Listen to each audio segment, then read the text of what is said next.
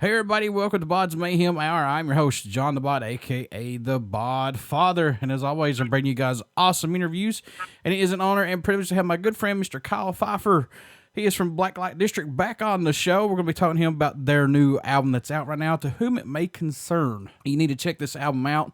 Great stuff from these guys. Kyle, how's it going, my friend? Going good, man. Going good. Just a little break in between tours right now at home, and we're actually working on the next album now.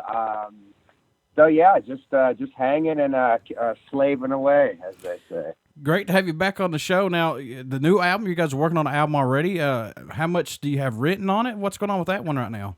Well, it's kind of funny because we did just put the last album out in October, so it's only been a few months. But right. I'd say we're So we're halfway through, and actually we just put out a song called "Living in a Nightmare," which is the first single from that album, and a video and stuff. And then actually, I don't know when this will air, but sometime soon, there's going to be another song and video coming out next week from the album. So we're just doing things a kind of new way instead of the typical, put out a single and let it ride for 4, 5, 6 months and album and stuff. We're just letting the content flow. We have a huge fan base on the internet, especially on YouTube. We've gotten over 5 million plays in the last couple of months, and they want more music. So we're just doing what they want. You know what I mean? What's impressed you the most about making the new album that's out right now, To Whom It May Concern? What's caught your eye about, if anything, possibly, man?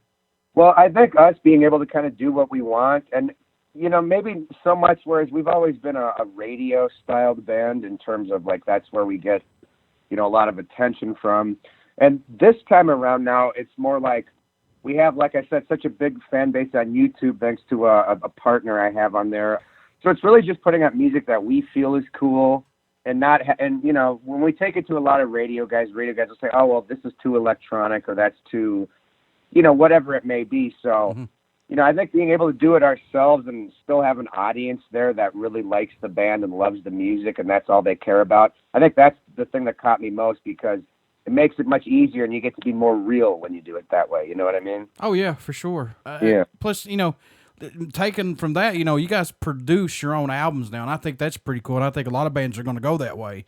Do you like this side of this? Not having a whole lot of a time frame to do it. You can just do it whenever you want to. Do you like this side of this, not having an actual producer?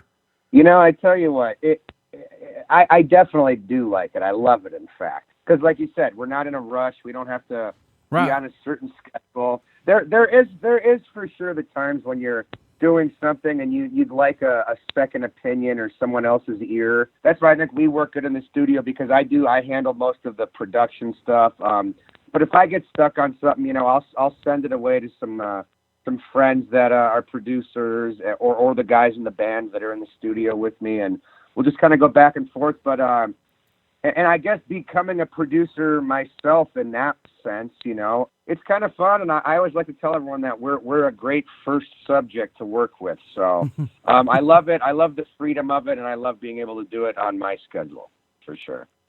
So any songs off the new album that's going to come out from you guys or whenever it comes out, any songs off it that's caught your eye the most, if anything, that stand out more to you? Yes, I think... so like I said, we have a song called Living in a Nightmare and video that's out now. And then next week we're putting out a song called Cold as Ice. That one really caught me. I've been working on that for about a year. Almost made the last album, but it didn't really fit the style. So what we're trying to do is just basically make the next logical step forward and not trying to make the same album that we just made because that gets really boring. I mean, let's be honest here. A lot of the rock radio albums that come out from a lot of the typical guys, it gets kind of fucking boring, man. You know what I'm saying? Sure. So, I think, again, we're just trying to do something like what we feel is cool, and people are really digging this stuff. People are already loving the first song on the new album. The production level has stepped up. Yeah, man, we're just doing our thing. We like to consider ourselves the people's band. That's a good way to look at it. Yeah, man. So how much growth musically have you seen, Kyle, this band go through from album to album now to this new one and get ready to drop out? Well, I'd say quite a bit. We started as, a typical 4-piece drum, bass, guitar, vocals, influenced by, Sabbath, Ozzy, Metallica, Guns N' Roses, tons of influences, though. I mean, it ranges all across the board. And that was always our main thing, of course, because we are rock guys at heart, and we still are. I think the growth, what we're seeing is, some people may not like me saying this, but when you look at like EDM shows or raves and stuff like that, let's put it this way. When you got 20,000 people buying a ticket to go watch a guy behind a computer on stage, it really just shows you it's a sign of the times. Mm-hmm. So I think what we're just trying to do is trying to combine the best elements of all that together, keeping it a rock show, but the ladies can be out dancing and the boys can throw down heavy, and it's just really fun. That's the key word there, is fun for this band, for sure.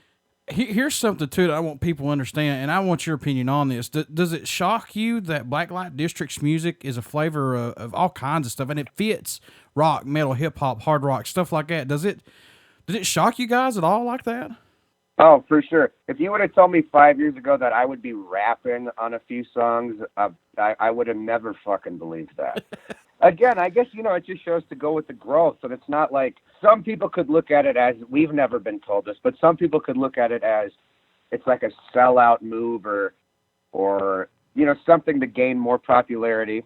That's not the case. Right. But hey, if it sells out more tickets and it gains more popularity, who am I to argue with that? Again, it's just for what we want to do, and the kids, the younger kids have fun at these shows, and, because we have a huge DJ kind of thing, and it's just something not a lot of rock bands really do. So I think it kind of makes us stick out, whether they like it or not. It sticks out at the end of the night. You know what I mean? Yeah. And I'm going to say this right now. You're a huge Metallica fan. I'm a huge Metallica fan. People said they sold out. No, they fucking didn't. The only thing they sold out was every seat in the house every night. That's exactly right. I mean, the times changed, folks, when that happened. Yep. Music because changed. You can't, like I just said, you can't make the same record over and over and over. Yeah. Yeah, I mean, you can't be angry on 40,000 albums going 1,000 miles an hour. Yeah, right. I mean, did you like the new album? I fucking loved it. Me too, man. I absolutely loved it. Of course, you have people complaining online and stuff, but I think it did really good, and a lot of people love this thing. Yep.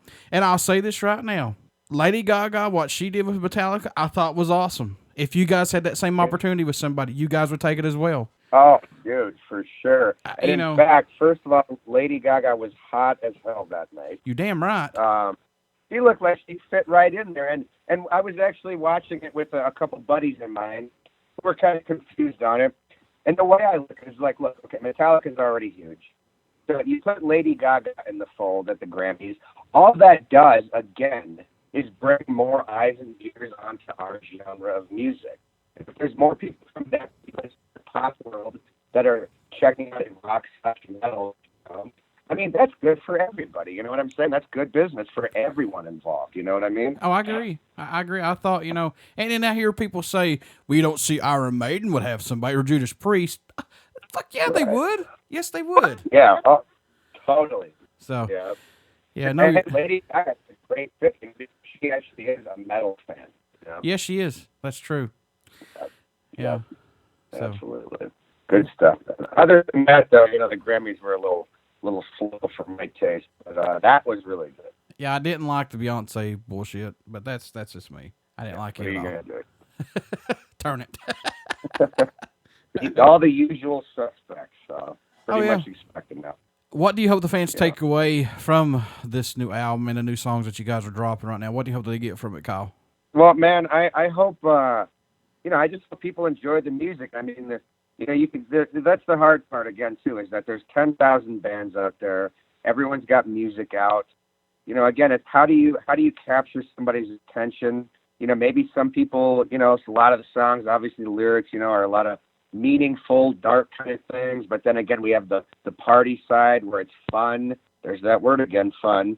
And, it's really just, I just hope people enjoy it. If you're looking for something new and something different, this might be the way to go. And John, I appreciate you having me on here, man. I just wanted to tell you, you are an awesome dude, and I love everything you do. And, we all work together in this business. That's just kind of how we roll, man. That's awesome. I absolutely love doing this. There's nothing else I'd rather be doing, honestly. This is absolutely, man. I see you all the time online. You got some amazing guests coming on. So again, I appreciate you letting me be a part of that roster. Yeah, man. Good stuff, man. Like I said, all of us in this together. We're all passionate, I would assume, about this style of music. Yep. And it's what we love. And that's why I think no matter how unpopular or unmainstream it can be sometimes, people like us will never go away, and we'll, like guys like you and I will be here for flying the torch. You know what I'm saying? It doesn't matter if my neighbor has a local band. I'm still putting them on the show. Yeah, and that's awesome too, man, because you give bands opportunities just to get heard. Yep. People that are going to listen to your show are going to hear this. Maybe they'll take something away. Hey, I'm just a fun guy. I love to go out and party, and we're drinking every night. Not every night. I can't anymore, but we have the fun, and I want you to come out to a show sometime. I will. I'll do that. I will for sure. Yeah, for sure, man. So when they come out to see a show from you guys, your fans, what are they going to get? What can they expect? Well, it's really loud. I mean, we put a lot of effort into the show. It is a show. It's not just a bunch of guys playing instruments. The lighting, the lasers, all the kind of special effects we do. There's a lot of interludes between the songs where, it's almost like a dance club vibe, and that's great for drinking. It's just overall a fun night, and again, it's like if you're looking for something heavy or something a little outside the box, you kind of get it all with us, and the show is the most fun part. Everyone leaves having a good time every night, so if people are happy at the end of the night, that makes us happy, bro. So we'll talk about the digital era that we're in right now with recording and getting music out there a lot easier. I'm sure you guys like this 10,000 times better than, say, back in the day from the 70s, 80s, stuff like that, like we have now. What's your take on this? I would definitely say, well, look, okay, it's kind of a double-edged sword. True. Mostly positive, okay? So, look, anyone can get your music out. YouTube, Spotify, iTunes, anyone can put a record out, right? So the only bad thing, and I don't even know it's a bad thing, I would just say that there's way more competition now because everybody can do everything so much easier, whereas back in the day, it was pretty selective of, you had to basically have a record deal. You know what I mean? Where it's like, right, yeah. So I'd say it's a good thing, and maybe it hurt the mystique of maybe rock music a little bit, whereas, back in the day, Metallica is still, and back then, just as big as like the pop stars, like Guns N' Roses. Mm-hmm. That would be like Lady Gaga size stuff today, I'm assuming. Mm-hmm. You know what I mean? Right. So it kind of takes away, I guess, from the mainstream aspect of it because there is so much competition. And I think it really changed. Okay, real quick here. We talk about from the 70s and then to the 80s progressed with the hair metal and stuff. Mm-hmm. 90s, you have your grunge stuff, right? And then the 2000s, we got the new metal, as they call it, with the Korns and Limp Bizkits and stuff. And I think right around that time, as the whole digital era came in, and I think Corey Taylor said something similar like this, is that kind of stopped the whole evolution of the decades moving on and a new style coming in and a new thing coming in, because you're not only put in front of what the record labels are, putting out on the radio. You kind of get what I'm saying there? Oh, yeah. Yeah, sure. Yeah. It kind of stops it from ever revolving. Right, exactly. And maybe not evolve, but maybe just as much as we're like, okay, the 2010s that we're in right now was this specific thing. Like the 80s had hair metal, right? Right. So it's not really like there's one specific thing, which is cool, though. That's a good thing, because you can really do whatever you want now. If the music's good, people are going to like it, Yeah, like you said, a lot of people are going to YouTube, and I'm shocked that record labels ain't going through going to YouTube and saying, who's the next band on YouTube we can find to make them big? You know what I'm saying? Right, and it's such an audience. I've got 5 million plays on there in the last couple months, just like that. That's quick. Awesome. And it's crazy, you know what I mean? It's okay. We got to track out. We've had 3 top 40 singles in the last few months, and honestly, the YouTube stuff gets a better reaction and gets more people than radio does almost anymore, depending, of course. Mm-hmm. But again, it just goes to show digital era, like you said. It's a good thing for sure. I would definitely say so. So this new album, when can we expect this bad boy out? When are we going to get our hands on this? Well, I'd love it to be sooner than later. I'm going to say spring, maybe summer. These albums, you can almost be done and then something will happen and you'll have to redo some stuff. So sure. You can never really tell for sure. But I know this for sure is that we are going to be putting out a new song and video every month leading up to the album. So if it's 5 months, I guess there'll be 5 songs out. So we have one out now, like I said, new one called Cold as Ice. coming out Friday the 24th. I don't know when this will air, so maybe it'll be already out by now. But so yeah, we're just going to keep it coming, especially to YouTube. That's they're again back to YouTube. You know, we want as much content as possible available. So, and again, it's a digital era. You don't have to follow the same formulas anymore. So we're just gonna keep it coming out. So regardless of when the album comes out, you can count on new music every month. So that's for sure. John 5 did the same thing with his album. He released a new song every month on YouTube, every single month. Oh, no shit. Yep. No shit. Yep. Killer. See, there again, man, people are starting to come into the, start realizing that that's the way to do it. And I think people are going to like that a lot more because instead of waiting months and months, and I know it's nice to build anticipation, but, they call it a microwave generation. People want their shit now. Yep. You know what I mean? Yeah. And the funny part is, dude, is his son gave him the idea to do it. He's like, Dad, won't you put it up on YouTube? Really? Yeah, and John was like, I did not. And John's like, really? Because like he was telling me, he really didn't know much about this YouTube crap. So, right. It's crazy, man. But look how cool that is, though. You know, for fans of John 5 to be able to, hey, like there's a new record coming, but every month you're going to get something new. And us, the same case. And in this case, it's also music videos coming with it. So it's just keeping the music flowing, and I think people are going to love that. Yeah, and I'm eventually going to branch BODS Mayhem out to YouTube, put all my interviews up. Regardless, I've got my Mixcloud site, but I'll have another venue for or another outlet, I should say, for everybody to take a look at it. So never quit branching out, folks. Never quit to take an extra stride to help yourself out, for sure. 100%, man. Any way that's possible.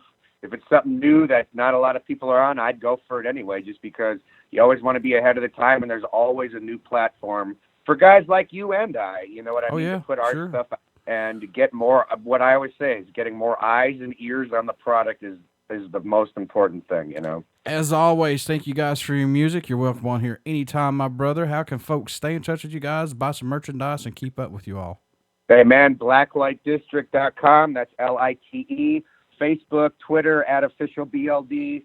You can hit our personal pages up. I think it's blacklightdistrict.bigcartel.com for merchandise. Tour dates are all over the internet, so just stay informed that way. Like I said, To Whom It May Concern is on iTunes and all those retailers. We have new music coming.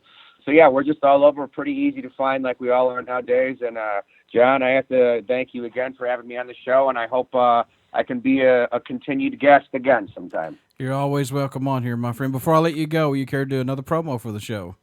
Of course. Hey, this is Kyle Pfeiffer from Blacklite District, and you are listening to BODS Mayhem Hour. Everybody stick around. Great music coming up, and you only hear these interviews right here on BODS Mayhem Hour and Uber City Radio. Thanks, Kyle. Hey, thank you, man.